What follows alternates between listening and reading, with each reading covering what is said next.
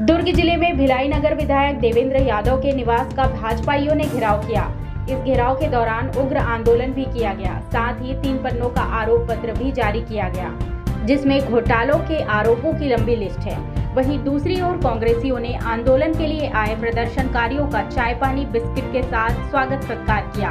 आपको बता दें कि इस उग्र आंदोलन में सैकड़ों की संख्या में भाजपाई मौजूद रहे और काफी देर तक प्रदर्शन करने के बाद समापन की घोषणा की गई। लेकिन समापन के कुछ देर पश्चात ही जब पुलिस फोर्स ने चैन की सांस ली तो उसी समय प्रदर्शनकारियों ने फिर से प्रदर्शन चालू कर दिया।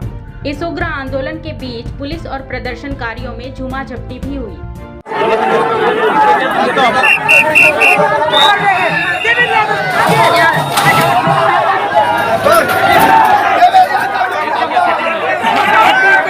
कार्यकर्ता है बहुत ही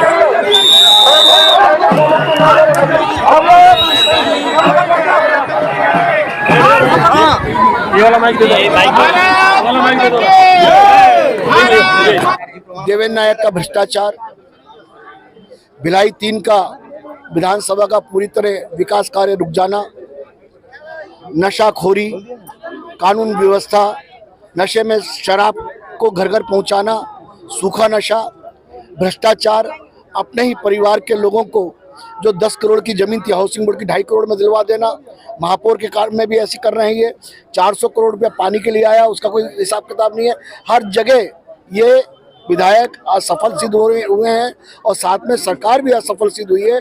आज तो एक ट्रेमेंडस चीज देखने को आई, पूरे देश में ऐसा कभी नहीं हुआ होगा कि SC ST समुदाय के हमारे युवा तरुणाई वो खाली जाली जो प्रमाण पत्र बनाए गए, जाली प्रमाण पत्र को लेकर के जिन्होंने नौकरी हासिल की उसको लेकर के उन्होंने आज निर्वस्त्र होकर के विधानसभा को घेराव ने काम किया है। इस सरकार को डूब मरने की आवश्यकता है, जिस प्रकार का कृत्य आज हुआ है। देखिए, एक जमाना था जब यहीं के रहने वाले मोतीलाल वोरा जी मुख्यमंत्री हुआ करते थे। उस समय भी एक छत्तीसगढ़ पृथक जो था, उस समय भी एक नारा चलता था कि धन धरती की लूट मची है, लूटो गोविंदलाल, मगर ऐसे भोले मत बनो कि जैसे मोतीलाल।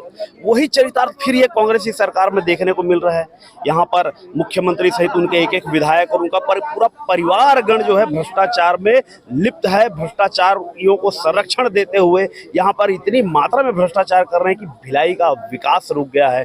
भिलाई की जनता ने जो विश्वास करके उनको वोट दिया था, मत दिया था, वो भी उनके स्वप्न जो है अधूरे रह गए। इनके जो घोषणा पत्र थे वो अधूरे रह गए। तो इन्हीं सब मांगों को लेकर आज हम ये सारे के सारे मुद्दों को लेकर विधायक के निवास का घेराव कर रहे थे, क्योंकि भिलाई की जनता का आवाज बनने हम भारतीय जनता पार्टी के एक कार्यकर्ता यहाँ पर पहुंचा हुआ है और उस आंदोलन को लेकर हम आज इस विधायक के निवास का आज घेराव किया। हमने मांग रखी कि जो वादा इन्होंने जन घोषणा पत्र में किया था छत्तीसगढ़ और भिलाई की जनता से, उसे पूरा करें, नहीं तो इससे भी उग्र प्रदर्शन हम करेंगे। बीएसपी लीज के जो मकानों का मुद्दा है उस पर आपकी क्या राय है?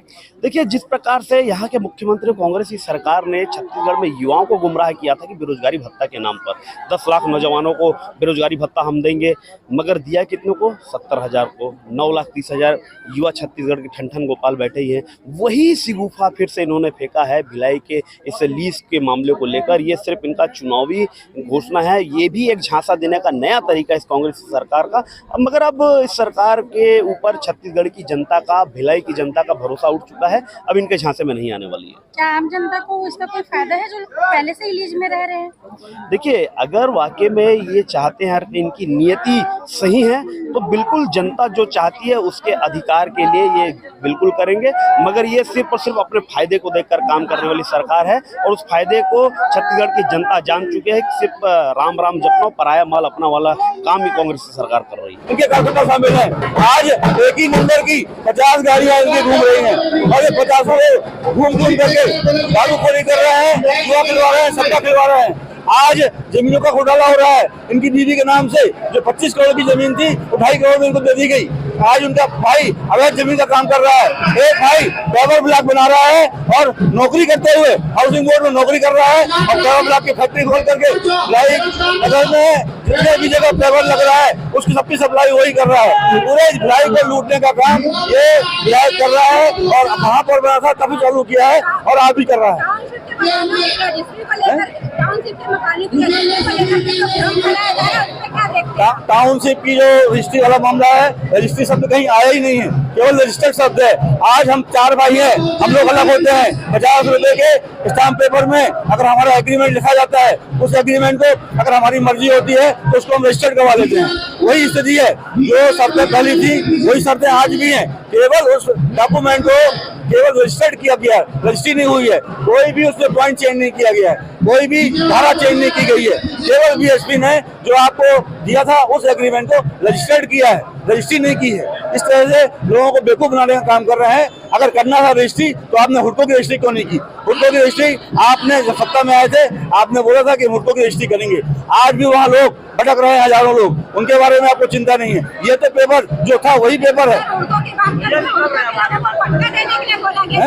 हुडको की बात करें तो हुडको के लोगों को पट्टा देने की बात की थी, और यहाँ पे लीज का भी नहीं करेंगे, दोनों अलग मुद्दे, उसको कैसे करेंगे? लीज में पट्टे वाली बात नहीं है। 30 साल के लिए लीज उनकी होनी चाहिए, उन्होंने पैसा पूरा दिया है। वहाँ का विषय अलग है, यहाँ का विषय अलग है। यहाँ केवल डॉक्यूमेंट को रजिस्टर्ड किया गया है, इसके अलावा कुछ नहीं किया गया। एक भी धारा चेंज नहीं की। अगर करना था तो आज 22 साल हो गए हैं, आज आपने सारे पैसे वसूल लिए इनसे। अब इसके बाद 8 साल बाद आप फिर उनका फिर वो करोगे, रजिस्टर्ड करोगे पेपर, फिर आपको उतना पैसा लगेगा। तो ये केवल कर्मचारियों को बेवकूफ बनाने वाली बात है, छलने वाली बात है। तो छलने का काम भूपेश बघेल के साथ देवेंद्र यादव भी कर रहा है।